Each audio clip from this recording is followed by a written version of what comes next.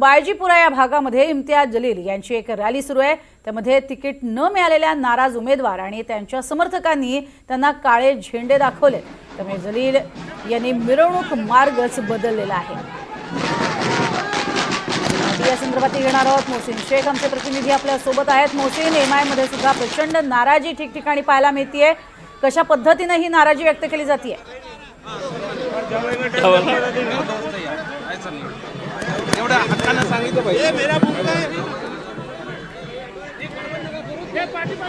जलील हे या ठिकाणी उपस्थित आहेत आणि ते पत्रकारांशी संवाद साधतायत।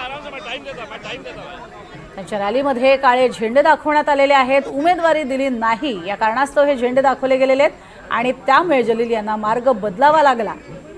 त्यानंतर आता जलील हे स्वतः सर्व पत्रकारांशी संवाद साधणार आहेत। संभाजीनगरमध्ये बायजीपुरा हा परिसर आणि या परिसरामध्ये त्यांची रॅली निघालेली होती आणि त्याच वेळेला त्यांना काळे झेंडे दाखवले गेलेत।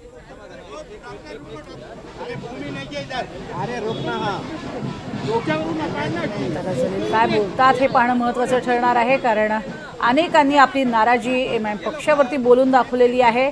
काहींनी सोडचिठ्ठी दिलेली आहे एमआयएमला, मात्र अजूनही त्यांना आशा आहे की पुन्हा पक्ष आपल्याला घेईल।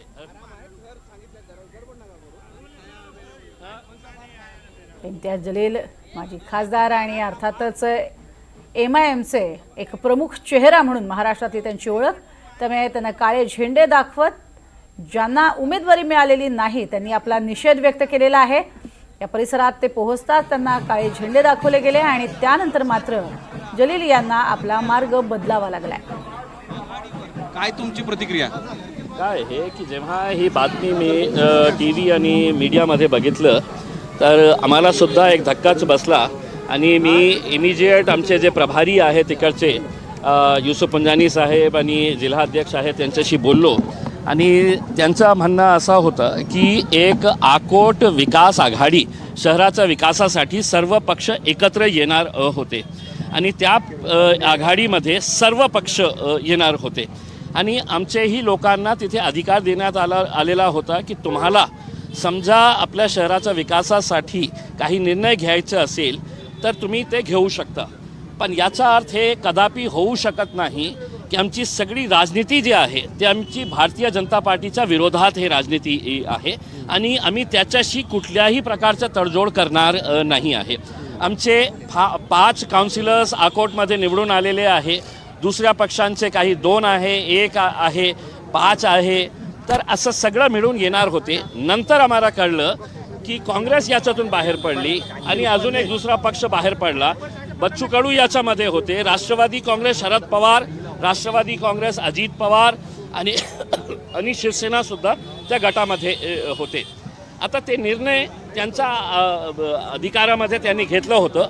जेव्हा ही बातमी मला कळली तर आम्ही त्यांच्याकडून लिखितमध्ये आम्ही अहवाल मागवला आणि तुरंत त्यांना आदेश देण्यात आलेला आहे की त्या आघाडीतून तुम्ही बाहेर पडायचं आहे। आमचा तडजोड कोणत्याही परिस्थितीमध्ये आम्ही भारतीय जनता पार्टीसोबत बसणार नाही हे आम्ही स्पष्ट करून देतो। विकास व्हावा विकास नाही व्हावा हे आम्हाला काही हे महत्त्वाचं नाही आहे, पण ज्या पक्षांनी या देशामध्ये काय जाती धर्मामध्ये तेढ निर्माण करण्याचं काम केलेलं आहे त्याच्यासोबत आम्ही बसणार नाही हे स्पष्ट केलेलं आहे। आमच्या 5ही काउन्सिलर्सला आम्ही आदेशित केलेले आहे। आमचे जे प्रभारी आहे तिकडचे युसुफ पंजानी साहेब त्यांना आत्ता मी बोललो की तुम्ही तुरंत तिथे जाऊन पत्र जारी करा आणि ते 5च्या 5 जे काउन्सिलर्स आहे आम्ही गटातून बाहेर पडत आहे हे लिखितमध्ये द्या आणि माझ्या पक्षाचा आदेश आहे बॅरिस्टर असदुद्दीन अवैसी साहेबांचा की आपण महाराष्ट्रामध्ये कुठेही कोणतीही आघाडी तयार होऊ द्या, आम्ही भाजप सोबत जाणार नाही। पण हे सगळं करण्या अगोदर प्रदेशाध्यक्ष म्हणून तुमच्या कानावर टाकलं नव्हतं का? कारण आघाडीमध्ये वेगवेगळे पक्ष अगोदरच बाहेर पडले होते, मग तुम्ही बाहेर का पडले नाहीत या संदर्भात काही विचारण्यात ते आम्ही जसं म्हटलेलं आहे की विदर्भाची सगळी जबाबदारी जे आहे ते आम्ही तिकडचे जे आमचे प्रभारी आहे सिनियर लीडर आहे युसुफ पंजानी साहेब, तिकीट कोणाला द्यायचं आहे हे अधिकार त्यांना देण्यात आले होते। जिंकून आल्यानंतर तुम्हाला काय करायचे आहे हे अधिकार त्यांच्याकडे होते, पण इतका महत्त्वाचा निर्णय घेण्याच्या अगोदर मला असं वाटतं की पक्षाचे जे पदाधिकारी आहे त्यांनीही आमच्याशी बोलायला पाहिजे होतं, ते त्यांनी केलं नाही. म्हणून त्यांनाही आम्ही प्रश्न विचारलेला आहे. लिखितमध्ये आम्ही अहवाल त्यांच्याकडूनही मागितलेला आहे की हे निर्णय कोणत्या स्तरावर घेण्यात आला होता. ते काउन्सिलर्सनी स्वतः घेतले निर्णय तर त्यांच्यावरही कारवाई होणार आहे.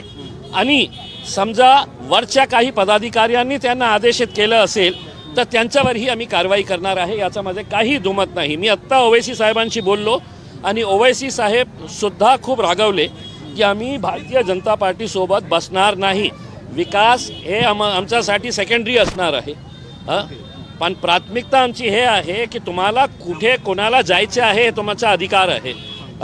शरद पवार साहेब सोबत त्यांच्या सोबत गेलेले आहे. बच्चू कडू साहेब त्यांचा प्रहार त्यांच्या सोबत आहे. राष्ट्रवादी त्यांच्या सोबत आहे. पण आम्ही ज्या गटामध्ये भारतीय जनता पार्टी असणार त्या गटामध्ये आम्ही जाणार नाही.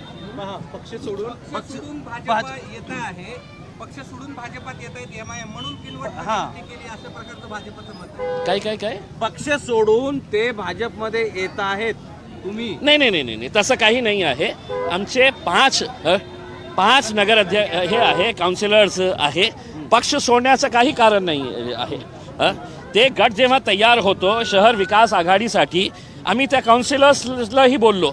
त्यांनी म्हटलं की साहेब आमच्या एरियामध्ये ते विकास करणार, आपण एक कॉमन मिनिमम प्रोग्राम तयार करून शहराचा विकास आणि विशेषकर जे मुस्लिम वस्त्या आहे जिथे लोकांनी विश्वास करून आमचे 5 काउन्सिलर्सला निवडून दिलेले आहे त्याच्या विकासासाठी ते बहुतेक तिथे गेलं असेल. पक्ष सोडून कुठेही कोणी जाणार नाही, आपल्याला स्पष्ट करतो. ओके.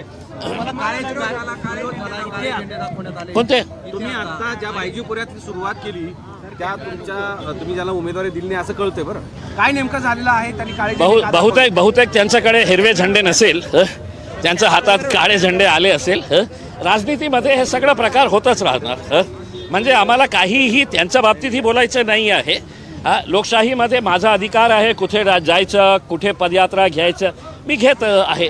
आता कुणाला याच्या बाबतीत आक्षेप असेल कोणाला की आम्ही येऊ नये, आम्ही इथे हे करू नये, आमचे उमेदवार आहे, आम्ही करत आहे. पहिल्यांदाच असं घडतंय शहरामध्ये की तुम्हाला मुस्लिम मोहल्ल्यामध्ये काळे झेंडे दाखवले. 16 तारखेला तुम्हाला कळेल.